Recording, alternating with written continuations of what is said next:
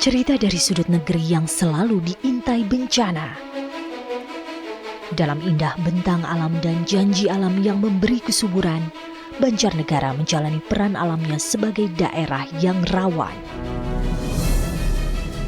Aktivitas vulkanik dataran tinggi Dieng yang terus berdenyut dan alam pegunungan Banjarnegara yang berlabel rentan longsor. Mitigasi bencana dengan wujud warga yang tangguh menghadapi bencana menjadi solusi yang terjanji.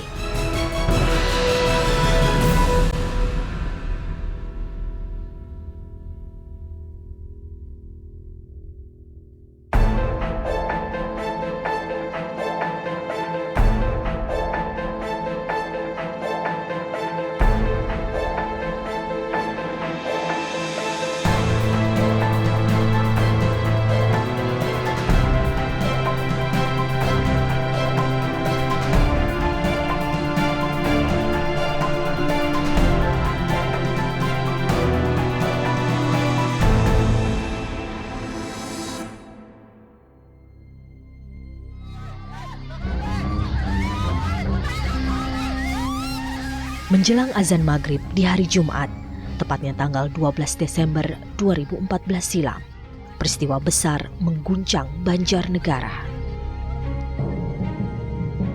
Terjangan longsor yang mengarah ke barat laut menabrak dinding sungai yang kemudian membelok dan meluluh lantakan pemukiman padat di Dusun Jemblung hingga rata dengan tanah. Longsor dahsyat ini menyisakan satu rumah yang masih berdiri utuh, yang berada tepat di titik pisahnya longsor yang mengarah ke barat dan timur.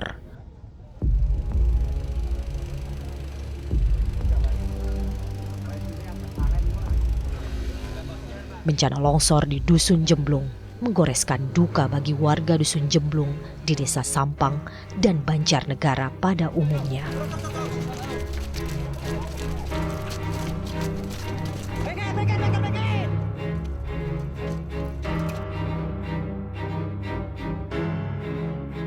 Setahun lebih, bencana longsor berlalu.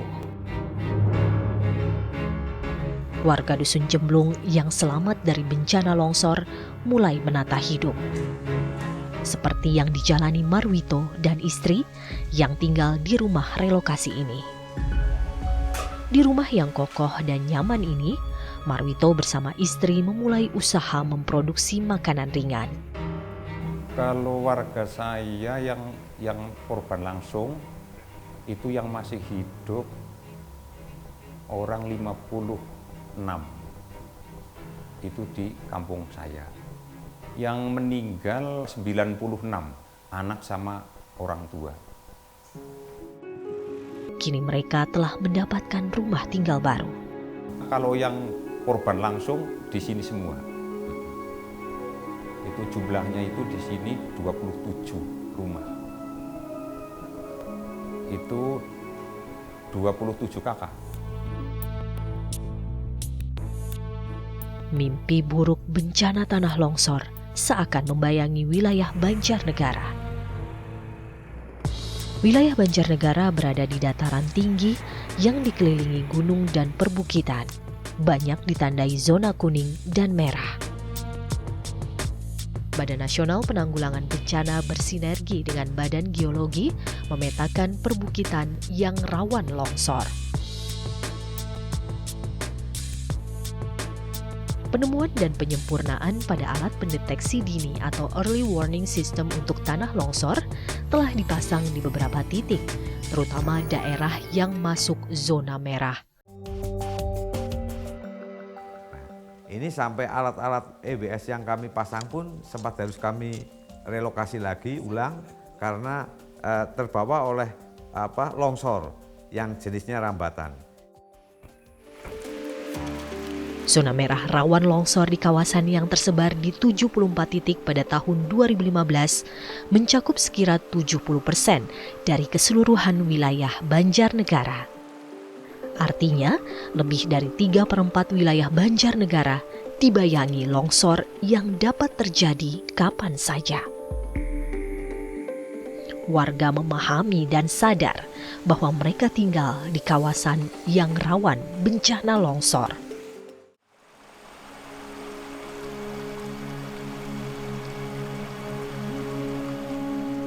Sejarah tanah longsor di Banjarnegara terjadi tak jauh dari Kecamatan Karangkobar. Bencana tanah longsor yang mengakibatkan 99 korban meninggal dunia dan 11 orang hilang terjadi di Kecamatan Banjarmangu. Menjelang subuh, longsor dahsyat menerjang Dusun Gunung Raja, Desa Cijeruk, tepatnya tanggal 4 Januari 2006 silam. Waktu itu kebetulan kami pada pukul 3.00-nya sudah bangun karena sebetulnya sudah diperingatkan, sudah diberitahu dengan adanya suara gemuruh yang datang dari atas bukit, yaitu tanah longsor. Namun halnya tanah longsor yang terjadi pukul 3 itu belum sampai ke desa kami. Pukul 5 ketika itu saya sebetulnya hanya mendengar dalam tidur, mendengar suara gemuruh yang sangat besar.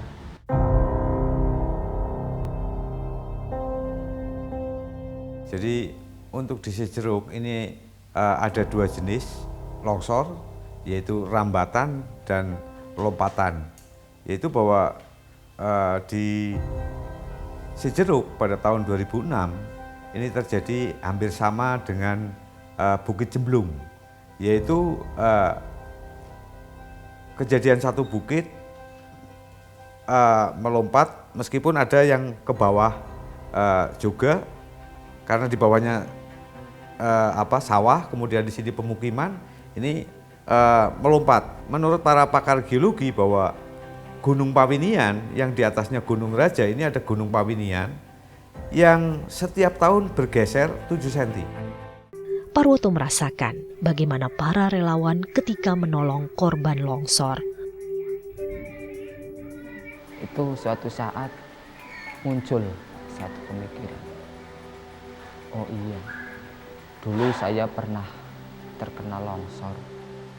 Bapak saya pernah tertimbun. Siapa yang mencari bapak saya dan siapa yang membuat relokasi di sini dan siapa yang membantu saya? Itu yang memotivasi saya untuk ikut menjadi relawan. Karena bukan tidak mungkin kalau dulu tidak ada relawan, bapak saya tidak ditemukan dan saya tidak bisa menempatkan jenazah bapak saya di tempat yang layak. Dengan keterbatasan hidup kami sekeluarga, dengan segala sesuatu hal yang harus dipikirkan matang-matang, itu saya pamit dengan istri saya, dan ternyata memang istri saya juga mendukung, karena istri saya juga tahu mungkin kalau tidak ada relawan kita juga nggak mungkin, ya kan, belum tentu saya bisa menikah dengan istri saya kalau nggak ada relawan dulu, karena mungkin hidup saya tidak di sini. Dusun Gunung Raja Desa Cijeruk masih dibayang-bayangi bencana tanah yang labil. Pendekatan dan pendampingan bagi warga khususnya yang berada di daerah rawan bencana terus dilakukan. Badan Penanggulangan Bencana Daerah berusaha membangun kesadaran warga akan kondisi alam di sekitar mereka. Kami yang pertama memberikan pemahaman masyarakat itu sendiri bagaimana hidup harmonis dengan alam yang ada, yang setiap hari mereka hadapi. Ini kemudian seperti Marwoto, sebelumnya banyak teman-teman di desa-desa yang lain yang justru ingin sebagai relawan.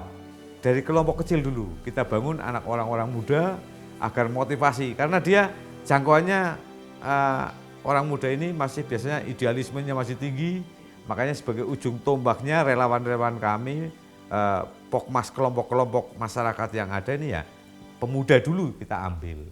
Itu nanti setelah itu baru memberikan satu pemahaman. Bencana tidak dapat dipastikan datangnya. Namun manusia dapat membaca tanda-tanda alam. Teknologi bersanding dengan kearifan lokal, siogyanya menjadi kekuatan untuk menumbuhkan jiwa yang tangguh. Ya, mandiri dan tangguh dalam menyikapi bencana.